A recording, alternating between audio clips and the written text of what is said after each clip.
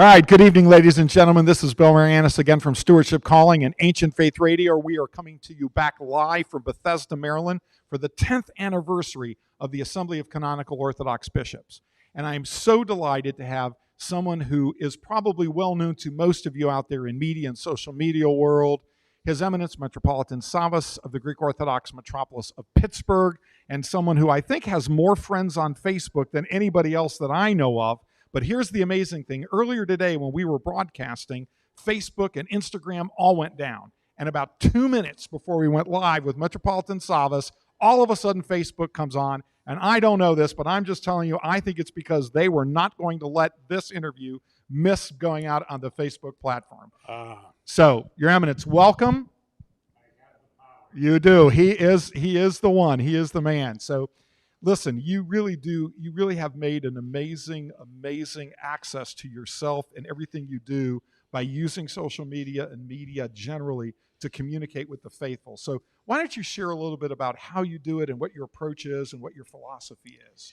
Well, thanks for asking, Bill, and thanks for your kind words.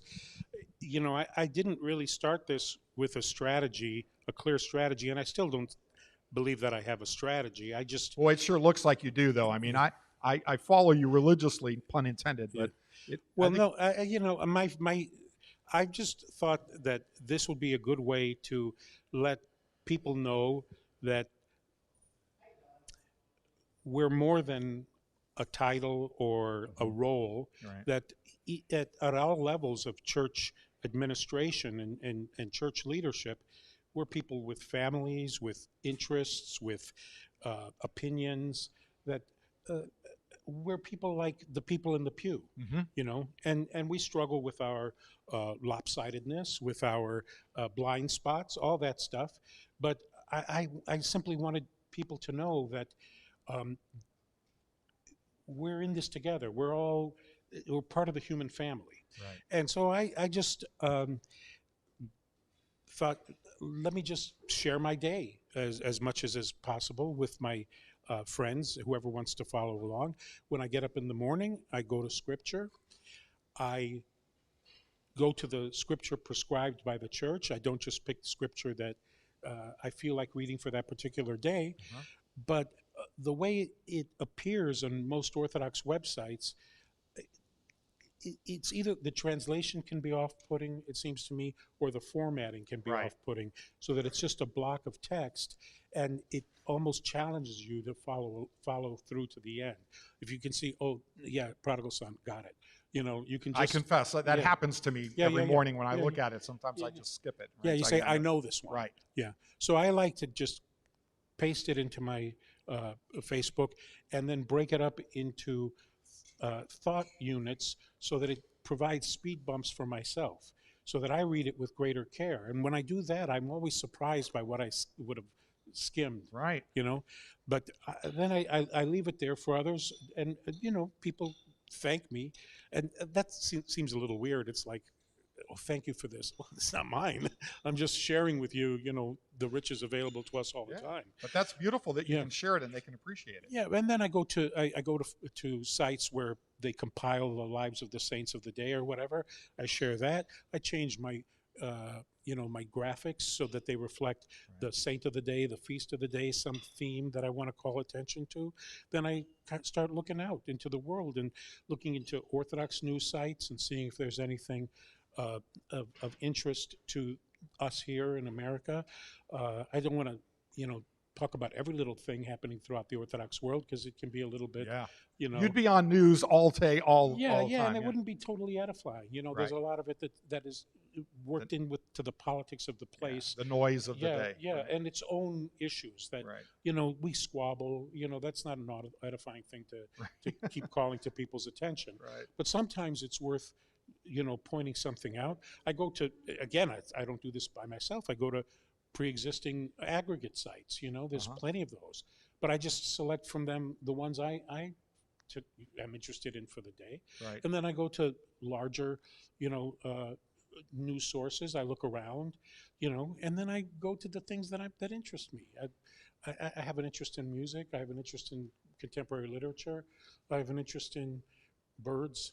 you know. So I just share my interests. And, You know? and we are occasionally blessed with a Mitri and Metro duo Yeah, that is really a lot of fun. So you yeah, must have fun doing that, though. yeah. I come from a kind of a musical family, and my younger brother Mitri uh, is Phil Everly to my Don, or Okay. I don't know which was which, Yeah. but who was the older one. But when we do get together, the guitars come out, and we try to find the songs with the right harmonies, and yeah, we enjoy it. We enjoy it. That's beautiful. That's beautiful. Now, just earlier today in the assembly, we introduced a new app. And why don't you share with everybody a little bit about the app and what you see as the opportunities that might be coming from that? Thank you. It was really exciting. It was a very upbeat way to end the first day, and it's an app called the Assembly of Bishops Surveys. And it's available already. I mean, people now can download it from the Apple Store or from their Android store, and it doesn't have a lot of content yet, Right. but it will, and it will be a good and useful thing. It will be a place where we can come together and ask each other. Well, I mean, this isn't a free for all. I mean, Right. Right. there is a A kind of process. a process. Yeah, but it'll disseminate. It'll send out um, uh, questionnaires of greater or lesser importance or whatever, but just to kind of get a pulse of the community, you know, so that we don't have to try to read between the lines of larger surveys and see Right. were we asked anything, you know, in this metropolitan area or across the country. You know, this is just, it targets us, Right. so that we know where we hurt, where our pressure points are, where we are hungry, where we need ministry, you know. So it'll be an interesting diagnostic tool. It'll be it'll open up new ways to communicate, because it can be customized to address, you know, specific jurisdictions or regions within the jurisdiction or age groups. We'll be able to do a lot as time goes along. Right. So, I mean, I'm trusting. I mean, that's what you said. Yeah, no, that's So, exactly okay. right. That's Okay, exactly, okay. you got the plan perfectly. Okay. Now, earlier today, Mhm. you once again earned your credentials as the chairman of the Pittsburgh Chamber of Commerce, because there was a wonderful discussion about one of the new youth agencies that was just approved, that you all just approved now, the Yeah. Orthodox Volunteer Corps, and actually one of their pilot cities is your own city of Pittsburgh. Their pilot city, not one of their. Right. You know, we're looking forward to this. This was an agency that was brought into being by the assembly itself. It's not like in times past where pre-existing agencies come to the assembly asking for approval. This is the assembly saying there's a need, we need to fill this, come up with a plan. And so today we heard the plan that was 2 years in the making, and we found it to be a good one, and we blessed it, and we're looking forward to its launch next September in Pittsburgh, and it is a kind of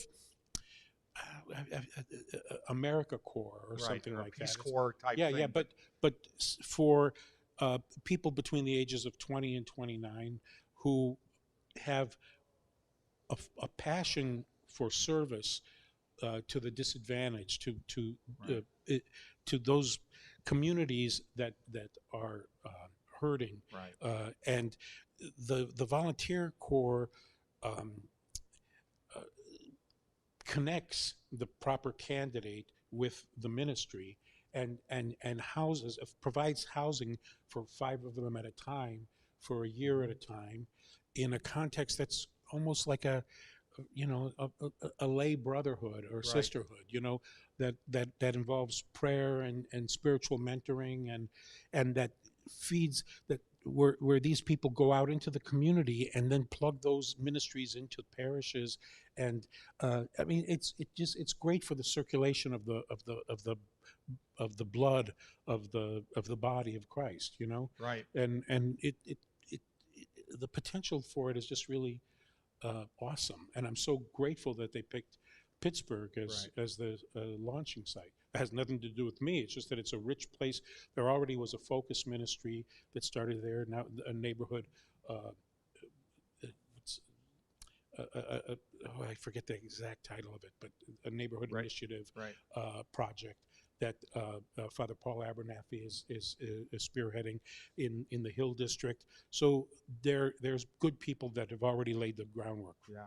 Yeah. Well, I mean, and you've been a great supporter of these kinds of initiatives, and so I think that does matter that you're there and that it's in your town. Now, yesterday, in addition, as part of the not the culmination, but actually the continuation of the Year of the Youth that the Assembly declared for this coming year, not only was today's approval of the Youth Agency unique and approval of the Orthodox Volunteer Corps unique, but last night we listened to a panel of some young people, and you made some very interesting observations about that panel and what you got from that and the role that you think hierarchs could play in that. Why don't you share that with everyone a little bit about your experience there? Well, it was a wonderful event prepared by the organizers of this assembly, 5 young people from across the jurisdictions here in the United States, 4 women and 1 man, at different places in their educational experience.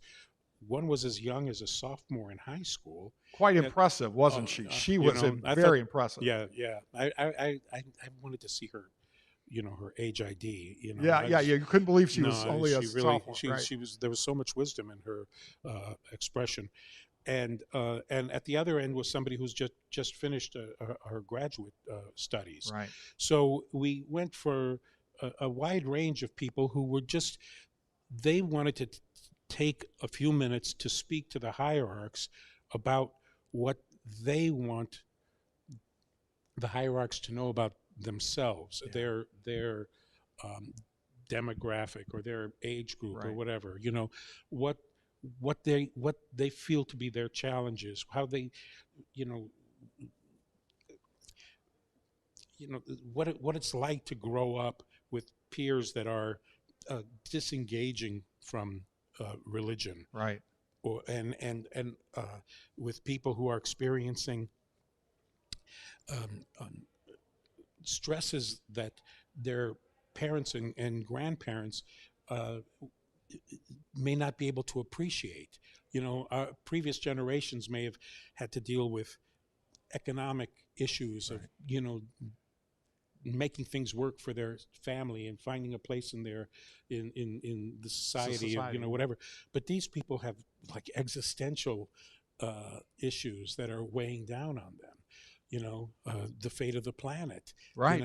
The nature of interaction in an age when a casual encounter can invite death in. Right. So of course they're going to have issues that they want the church to be sensitive to the temptation of depression and the problem of mental illness, and to devote resources to that, human resources, so that we connect on that. Again, like I said before, it's them telling us where they hurt. Right. It's telling us where they want ministry. Yeah, and it seemed like they were very honest, even though it was a large group and all the hierarchs were sitting there right in the front row, and they were looking right at every one of you and sharing their hearts. But it seemed there was a lot of sincerity and some interesting issues that they were raising to a heightened degree. And the mental health issue, as you pointed out, is one of them. What are some of the things that struck you about the comments that they were giving and that they were sharing with you? Well,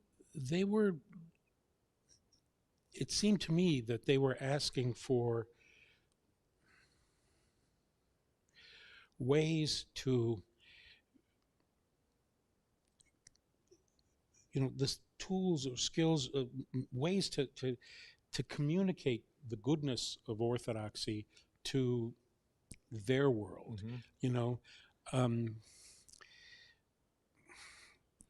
Not just what we believe, but why we believe and why it's true and healthy and good and relevant to them in today's culture and society. And other issues, right? I mean, they wanted more than just a kind of I have a question, give us the answer.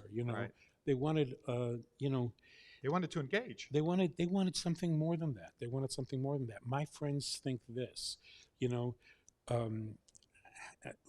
They are friends. They've chosen certain lifestyles. They may be confused about this or the other.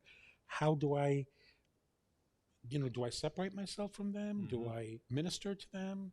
Do I condemn them? What do I do? What do I do? Right. I mean, those are implied questions. They Sure. weren't so much asked up front, but you could hear it in the tenor of what they were Now, I asking. watched you from a distance, and I noticed that and we went and filled beautiful packets for IOCC, which was a wonderful ministry there, and there was some food there too, but I saw you interacting with the youth afterwards, and I thought that was really special, that you really took to heart their desire to want to have a relationship with their hierarchs.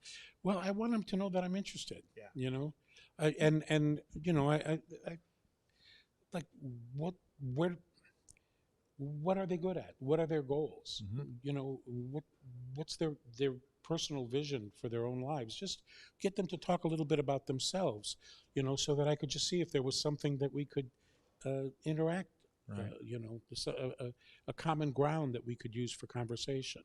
So all in all, you think that so far this focus on the youth and their challenges and their issues are being at least one step further fulfilled by the Assembly through its agencies that it created today and the dialogue that it created the day before and what's going on, right? I think there's a willingness. There's a new kind of openness to this kind of thing. I think that in previous years, the Assembly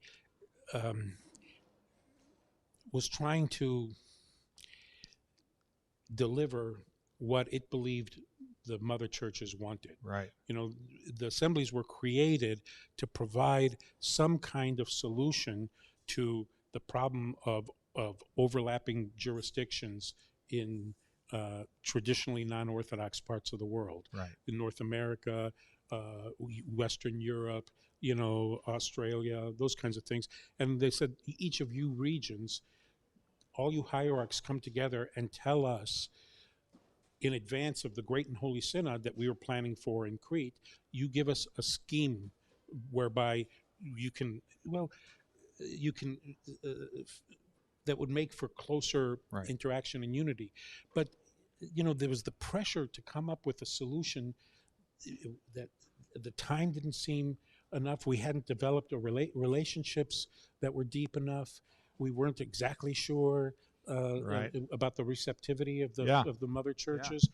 Now that deadline is passed, and it's in a sense it's taken Frees you up a little bit. it frees doesn't us up, so that we can just do naturally. We can do these things because they're just the good and right and true things to do. Not because we're trying to meet some timeline or agenda, right? Yeah. You're now creating your own agenda. Yeah, and in time these things will lead to the things we're looking for. Well, listen, the fact that you have a pan-Orthodox youth agency is itself, and to me that was one of the telling points that one of the young people said when they said, you remember this, they said, we hope we'll see unity maybe in our lifetime, but we can start with the youth. And I thought that was a very insightful piece of instruction, don't you think?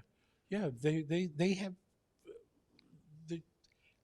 they recognize that these are, they don't want tomorrow yesterday. Right. They have a kind of a patience and a realization that good things take time, and they want to be part of the process. Curating it. Yeah. All right, listen, we've taken a lot of your time, but I can't let you go without two things that have your favorite book right now, whatever book you're reading right now that's your favorite, and your favorite piece of music for the day. Because I know those are two passions of yours that you share so wonderfully. So I want to make sure everybody in the media world hears your book of the day and your music of the day. Well, I do think about Bob Dylan a lot, and especially because we are, by the end of this week, the Nobel Committee will give us a new Nobel laureate. And you think? This is the week. Yeah. No, I know that, but do you think this is?